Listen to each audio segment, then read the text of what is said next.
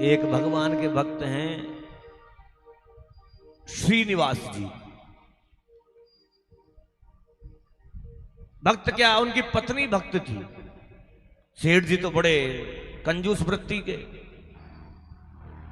अब भगवान ने सोचा एक दिन इनकी परीक्षा ली जाए, ये कितना कर सकता है। भगवान गए, अति दीन ब्राह्मण का रूप बनाया, बिल्कुल दीन, फटे पुराने कपड़े, मैले कुचैले, डंडी के सहारे से चल करके धीरे धीरे पहुंचे। कहा, सेठ जी मैंने आपका बड़ा नाम सुना है नगर में, मेरे बच्चे का यज्ञोपवीत होना है, कुछ धन दे दीजिए। और सेठ ने सोचा अगर आज दूंगा तो कल फिर आएगा, कल लड़के का विवाह होगा तो मांगेगा, कोई विद्या होगी लड़के की तो मांगने आएगा, और इसको कैसे टालूं।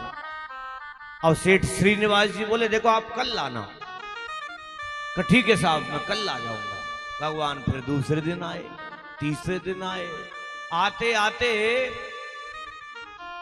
एक दिन बच्चों को बैठा दिया कि वो पंडित जी आते दिखे मुझे बता देना, भाग जाऊंगा मैं। श्रीनिवास जी, और पंडित जी आए तो भाग गए। बच्चों ने बोला वो तो 2 महीने बाद मिलेंगे। कहा ठीक है 2 महीने बाद आ जाऊंगा। भगवान फिर 2 महीने बाद आए, चक्कर काटते रहे। अब उसने सोचा कैसे भी कुछ ना कुछ तो करना पड़ेगा, मैंने वचन दे दिया कि मैं दूंगा, अब देने के नाम पर तो निकल नहीं रहा था हाथ में से कुछ, कैसे किया जाए। अब एक दिन जो पुराने खोटे सिक्के रखे थे, जो किसी काम के नहीं, जो किसी काम में आने वाले भी नहीं, जिनका कोई प्रयोग नहीं, उनकी 2 थैलियां बनाई। अब श्रीनिवास जी के पास भगवान पहुंचे। कहा देखो आपने सेठ जी इतने समय हो गया, आप जो देना चाहते हो तो दे दीजिए। कहा देखो मैं दे देता हूं तुम्हें। वो दोनों थैलियां उठा करके भगवान के हाथ में रख दी। भगवान ने खोला तो देखा खोटे सिक्के कहीं प्रयोग में आने वाले नहीं।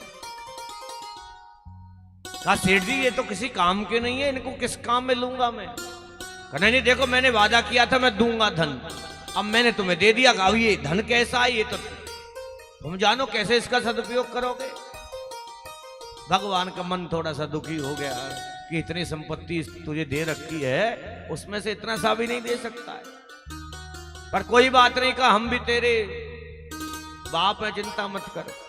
भगवान पहुंच गए उनकी पत्नी के पास, और वो बड़ी दयालु भगवान की सेवा करने वाली नित्य प्रति जाकर के सेठानी से आवाज लगाई, हरी सेठानी मेरे बच्चे का यज्ञोपवीत होना है। सेठ जी 6 महीने से पीछे पीछे घुमा रहे थे, और आज जब दिया तो ये खोटे सिक्के पकड़ा दिए। सेठानी को बड़ी दया आई। कहा इतने वृद्ध ब्राह्मण को 6 महीने तक आप घुमाते रहे, कोई बात नहीं। तो सेठानी के पिता ने एक नथ दी थी, उसमें बढ़िया बढ़िया रत्न लगे हुए, मानो उस नथ को अगर बेच दें तो 10-20 हजार रुपए मिल जाए, इतनी अमूल्य उस जमाने में। सेठानी निकाल करके लाई, तिजोरी में से ले जा करके भगवान को सौंप दी। कहा प्रभु दे जाओ आप अपने बच्चे का बढ़िया यज्ञोपवीत करो, और कम पड़े तो बता देना जो मैं दे दूंगी। अब भगवान ने भी क्या किया, लेकर के पहुंच गए सेठ के पास। सेठ से कहा देखो मुझे दान तो मिल गया है, पर मेरे पास इसका सदुपयोग कैसे करूं। तुम मुझे 100 सोने की मोहरें दे दो जिससे मैं सदुपयोग कर सकूं, इसको रख लो। और सेठ ने कहा लाओ क्या है दिखाओ। और देखा तो वो नथ सेठानी की। और सेठ का पारा हाई, ये तो मेरी नथ है और मुझे ही ला करके दे रहा है।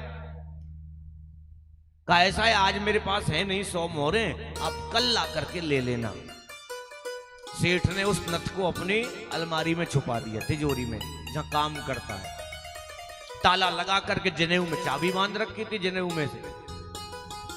अब घर गया, गुस्से में चिल्लाया, अरे सेठानी बाहर निकल जल्दी आ, मुझे वो नथ ला करके दिखाओ जो तुम्हारे पिता ने दी थी, मैं देखना चाहता हूं मेरी नथ कहां रखी है। अगर आज नथ नहीं मिली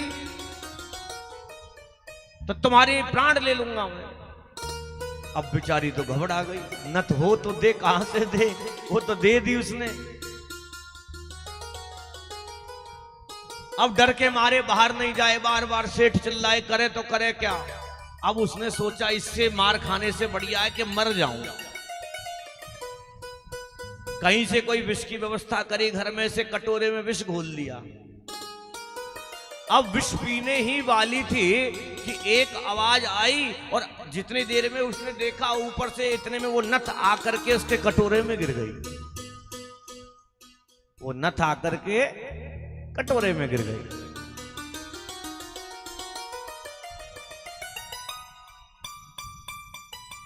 उसने कटोरे को छोड़ा, नथ को उठाया, देखा ये तो हूबहू वैसी नथ है। प्राण वापस आ गए उसके बेचारी के। बोला कि धन्य हो प्रभु, आपने मेरे प्राण बचा लिए आज। लेकर के गई, सेठ को दे दी। अब सेठ तो चाल खेल रहा था, वहां छुपा करके आया, या मांग रहा था। कहा ये लो आपकी नथ मिल गई है। अब सेठ के तो और पांव ने जमीन खिसक गई, मैं तो छुपा करके आया था और यहाँ कैसे पहुंच गई। चाबी भी मेरे ही पास है, दूसरी कोई चाबी है नहीं, कौन लेकर के आ गया। कहा सच सच बता तेरे पास कैसे आई। अब सेठानी ने पूरा वृतांत बताना शुरू किया। देखो ब्राह्मण थे, 6 महीने से आपके चक्कर काट रहे थे, आपने कुछ दिया नहीं, मेरे पास आए, मैंने सोचा क्या दूं, मेरे पिताजी की नथ थी, मैंने कहा आप जाकर के करो। अब सेठानी ने पूछा आप बताओ आपके पास कैसे आई नथ। कहा वो ब्राह्मण मेरे ही पास लेकर के आया, 100 मोहरे लेनी थी उसको मुझसे, तो मैंने सोचा झूठ बोल करके तूने मुझसे दिया है, आज तेरी परीक्षा लूंगा जाकर के, पर ये बता ये तेरे पास आई कैसे। अब सेठानी ने बताया मैं तो मरने वाली थी, तुम्हारे डर की वजह से प्राण त्यागने वाली थी। अब मैं जैसे ही विष पीने वाली थी, इतने में ऊपर से ही ना जाने कहां से नथ आ करके गिर गई। सेठ ने अपनी तिजोरी को जाकर के खोला तो देखा नथ है ही नहीं। वो समझ गए ये कोई साधारण लीला नहीं है। भगवान ने एक इतनी दया आई, इतनी दया आई, रोने लगे कि भगवान 1 दिन नहीं, 2 दिन नहीं, 6 महीने तक मेरे यहाँ भीख मांगते रहे। हाथ फैला करके जो संसार को देता है वो मेरे यहाँ भीख मांग रहा था। उसी क्षण श्रीनिवास जी ने अपना सब कुछ, 1-1 रुपया जो है श्री जगन्नाथ जी के नाम लिख करके दान कर दिया। बोल गोविंद भगवान। तो भगवान भी परीक्षा लेता है, कौन कैसा देने वाला है। इसीलिए कहा पता नहीं किस रूप में आकर नारायण मिल जाएंगे, कि निर्मल मन के दर्पण में राम के दर्शन पाए। क्या कहते हैं कि झूठ कपट निंदा को त्यागो, हर प्राणी से प्यार करो, कि घर में आए अतिथि कोई तुम यथाशक्ति सत्कार करो। क्यों कि पता नहीं किस रूप में आकर नारायण मिल जाए। तो दान करा जाए, कैसे दान किया जाए, यथाशक्ति दान किया जाए। आपको भगवान ने घर में अगर संपन्नता दी है तो सदुपयोग किया जाए।